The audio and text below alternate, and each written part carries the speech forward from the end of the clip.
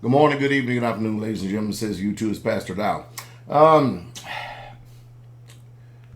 First of all, how do I approach this? Let me just go ahead and go into it.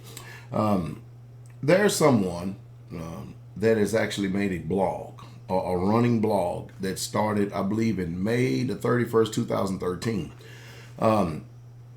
Very rarely, because I'm a pastor that, believe it or not, whether you understand or like it, I do preach the truth. You may not like my delivery. You may not like how I bring it to you, which consists of delivery. You may not like my attitude. But the Father does not judge feelings and emotions. What he judges is the thought and the intent of men's heart. And we as Americans, we love people coming to us a certain way, and we want them to be that way all the time, especially even when it consists of ministry. Now, understand this: ministry is a whole lot different than you and I carrying on an everyday conversation. Do you understand? There are different ministrations, and most people can never, square the two. They do not know the difference between the preacher and the teacher, Pastor Dow, and the man, Pastor Dow. Because most of them don't stick around long enough. And of course, we live in a world where everybody refuses any form or any type of correction whatsoever at all. But that's not what this video is about. It seems like it's just in me. I just start, going that way, whatever I can to stimulate thought. But anyway, somebody, and it seems like it's a woman, has a running blog. And I'll include the link below and let you check it out. But I tell you what, it's about her journey in the Straightway Truth Ministries. And it's been a running blog, and the last time she blogged was December.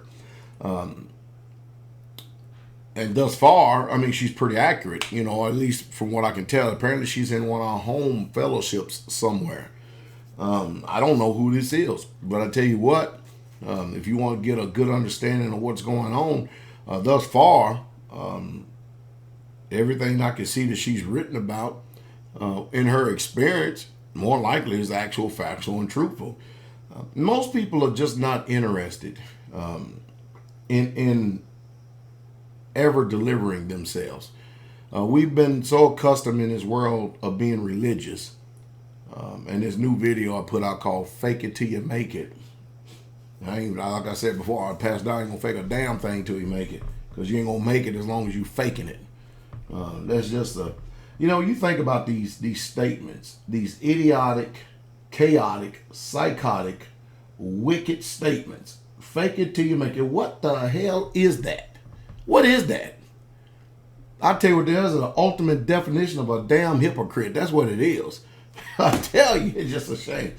But once you really truly understand and embrace the lifestyle of holiness, man, what a blessing it is. What a real true blessing it is. I don't ever expect, if the ministry does ever get what you call real big, one thing about it is it will be a holy people. I think one of the biggest obstacles that I'm up against more than anything is trying to take a people that are in captivity and their mind is still in captivity, and trying to get them to think Hebrew.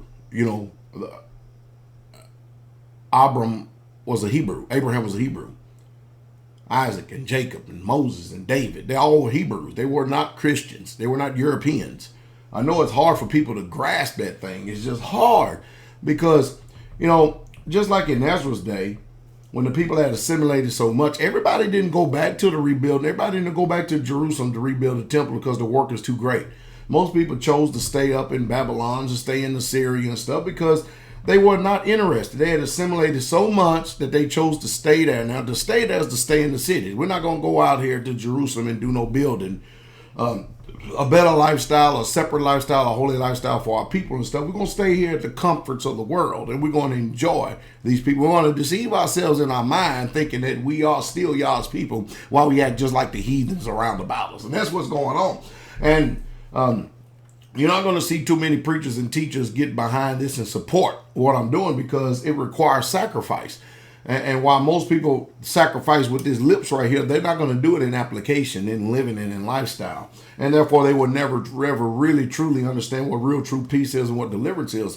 The sister actually wrote a real good piece of understanding on deliverance. And when you see these churches that say house of deliverance or deliverance and stuff, she explained it and broke it down, the reason why the people use these words, but they really, truly don't mean it. And I was like, wow. I mean, just by reading the blog itself, I learned a lot. And you more likely will learn a lot too, because Pastor Dow has been 20-something years removed from Christianity. I've been living a separated life, out here on this land right here. And there's a lot of things that I've not been exposed to. There's a lot that can go on in 20 years. It's like the other day I was looking at some of the technology of military. And I've been out of military 20-something years. And I'm like, whoa, wow. I said, man, look at the technology. The technology is not only doubled, but it's quadrupled. And so if I was to try to go into the military now, there's no way that I could actually understand how they do things now, because it's just a total different army. And that's the influence that we all need to understand. We all have grown up here in America. We're in captivity. We're all on the plantation. And we have had a European perspective of the Bible presented to us. That's the reason why they want to do away with the Old Testament, because whether you like it or not, the Gospels, all the letters, the Acts of the Apostles, the Revelations, all of them, they are not Scripture. They are not Scripture.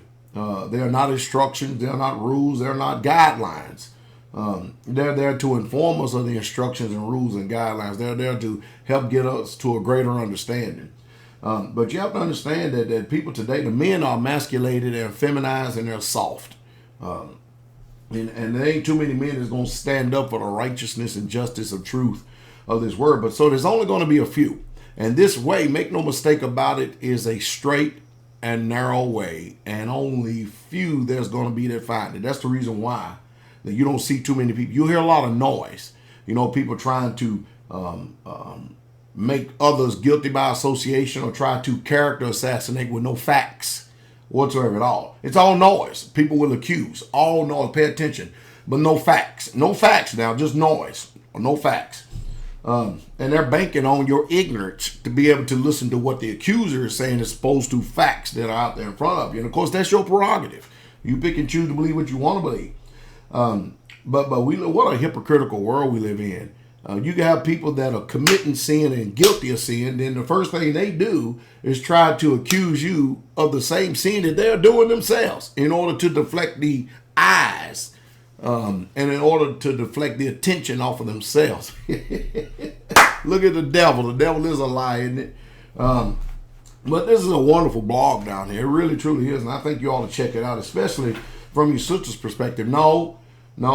Jesus was a Hebrew. That's all there is to it. He was an Israelite. He was not no damn Christian. And I know when I talk like that, I know that you people think that I'm talking against Jesus. No, I'm talking against the other Jesus. Go read in the book of 1 Corinthians, 2 Corinthians, when Paul warned us about another Jesus being preached to us. I'm talking the real one. Christianity is talking about the false one.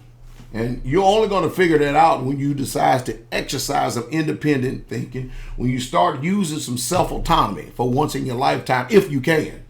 And of course, you have to get past yourself, because we're spoiled brats here in this country. Boy, we are. And so I hear a lot of people making noise, but they can't condemn the truth that I preach and teach. That's all there is to it. But I tell you what, live a peaceable, quiet, separated life. That's what this thing is all about. And apparently somebody's enjoying the fruit of the ministry because they are understanding this and they are getting it. But I do love Israel. Man, do I love y'all. Israel pastor loves y'all. All you home fellowships, home assemblies, you small communities, Pastor Dow, I love y'all immensely and dearly. Most of you understand exactly how much I love you, because I'm willing to make the sacrifice to go against wind and tide, the order of things of this so-called Gentile, Goyim, European world mindset, in order to do things from a Hebrew perspective. Now understand this.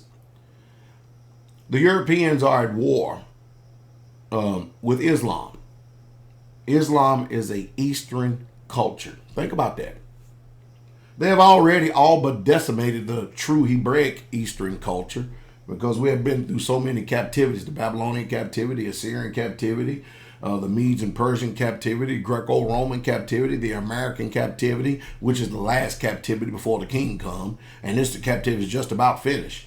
And so, you can make noises about these people against country and all that, but it's still the Europeans or the Romans. The Europeans mean Romans against the Eastern Shemitic people,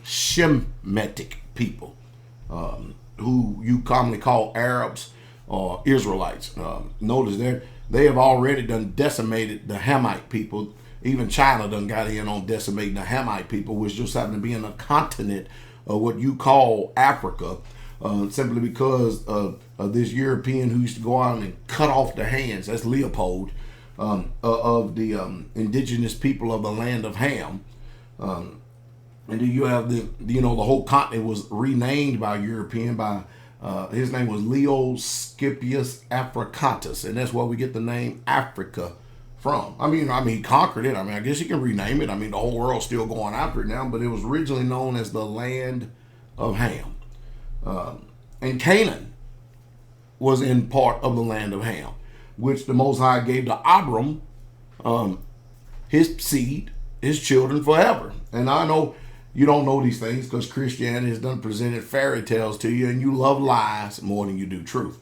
But no, every time, now I have a different perspective. Every Sunday, when I see these people going into their temples of Aphrodite and their temples of sun worship, they think that they're serving my Messiah, Yahshua HaMashiach, Jesus the Christ, the one that was crucified, impaled upon a tree, and died for his people, Israel, sins.